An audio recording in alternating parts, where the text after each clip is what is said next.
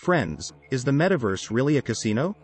Today, a virtual casino named Sloty was hit with a cease and desist order from multiple US states.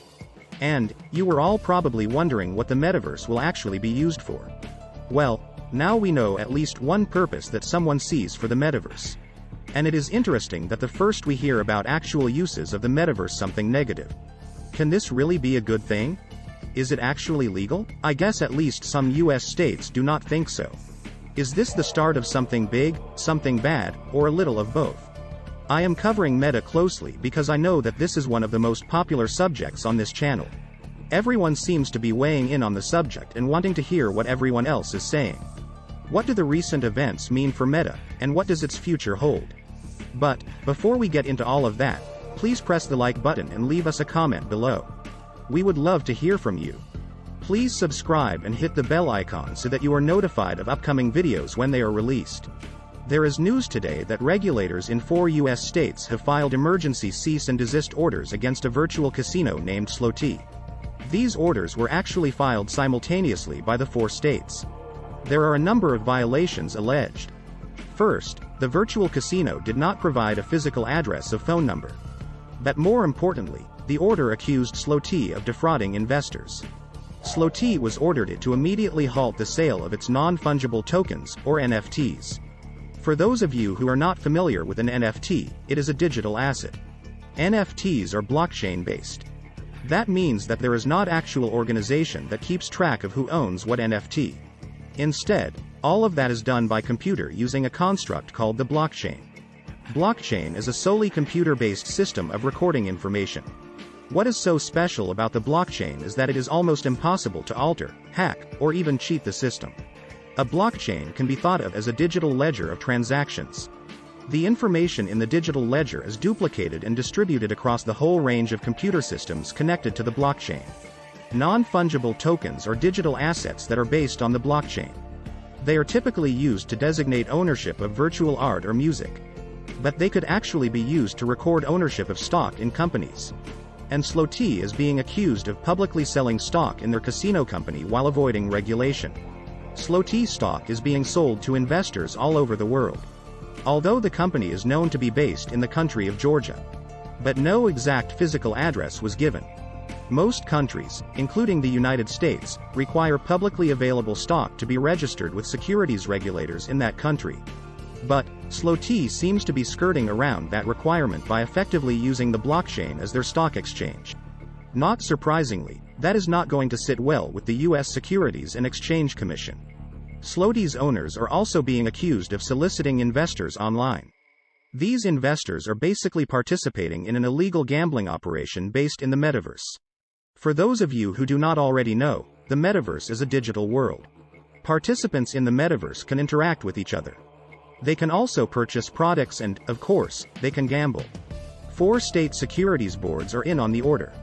Texas, Kentucky, New Jersey, and Alabama. According to the order, 10,000 Sloty NFTs were sold to the public. Sloty started operations in October 2021. NFTs are your ticket into the largest and fastest growing online casino network on the blockchain, according to the Sloty website. The order accused Sloty of selling stock as securitized NFTs. The order accused Sloty of not giving stock purchasers normal and essential information.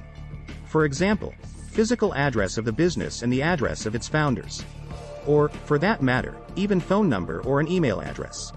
Sloty failed to disclose its assets, liabilities, revenue and other financial information related to its operations of the metaverse casinos, according to the order.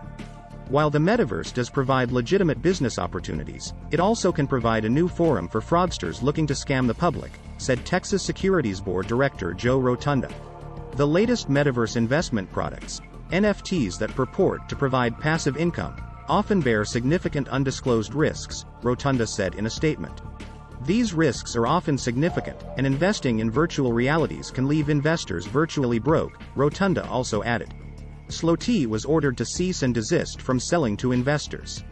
The company must first properly register their stock on a US-based exchange in order to sell stock to investors in the United States. Sloty founders will be fined $10,000 if they violate the order. Slow T has 31 days to request a hearing regarding the order. If you follow Meta platforms, you probably already know that the company has a lot at stake with the metaverse. Meta's core business has been in decline for at least 2 quarters now, and maybe 3. Shares in Meta have fallen 65% in the past year. And Meta is rumored to be cutting 15% of its employees. But CEO Mark Zuckerberg has bet the company on what he calls the metaverse. The metaverse is a vaguely defined concept with virtual reality at its core. But Horizon Worlds, Meta's primary metaverse, is not meeting performance expectations. The goal is to reach 500,000 monthly active Horizon Worlds users by the end of the 2022.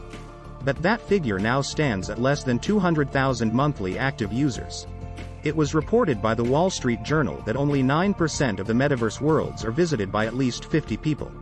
Most of the worlds are never visited at all. The report comes at a critical time in the company's history. User numbers for the main Facebook platform are in decline and advertisers have cut spending. Access to Horizon Worlds is enabled through Meta's Quest virtual reality headsets. Zuckerberg unveiled the Meta Quest Pro this week at Meta's Connect conference. The Meta Quest Pro is priced at $1,500 and contains an advanced mobile Snapdragon computer chip. Meta is losing billions every year making hardware and software for the metaverse. Zuckerberg clearly views virtual reality headsets as the next major computing platform. Facebook's business has always been underpinned by what is called the network effect. New users would be brought in by people they knew, such as friends and family. Since so many people were in the same place, advertisers decided to advertise in that place. And that led to massive growth and profits for Facebook, which is now called Meta. The revenues and profits were huge and enabled the company to recruit the best and brightest engineers to improve the platform and perpetuate the cycle. Until this year, when the cycle has now reversed. Users are fleeing the platform, and along with those users, advertisers are also leaving. Meta Q2 earnings call was an unmitigated disaster as the company reported its second consecutive decline in revenue. Meta remains a dominant player in mobile advertising. And the company business model is one of the most profitable on earth. Just as an example, Meta revenue is down by 36% from a year ago. But, even with this much of a revenue decline, the company still generated $6.7 billion in profits. Meta ended Q2 with $40 billion in cash on its balance sheet. Wall Street analysts' main critique of the company is that it is no longer a growth story. Wall Street analysts are forecasting Meta revenue to continue to decline with no end in sight. Meta Reality Labs division generated $452 million in revenue, but lost $2.8 billion. There is a lot hanging in the balance for Meta. But, what do you think? Please leave us a comment below and hit the like button. We would love to hear from you. Please subscribe and hit the bell icon so that you are notified of upcoming videos when they are released. Please share this video on social media. Thank you for watching.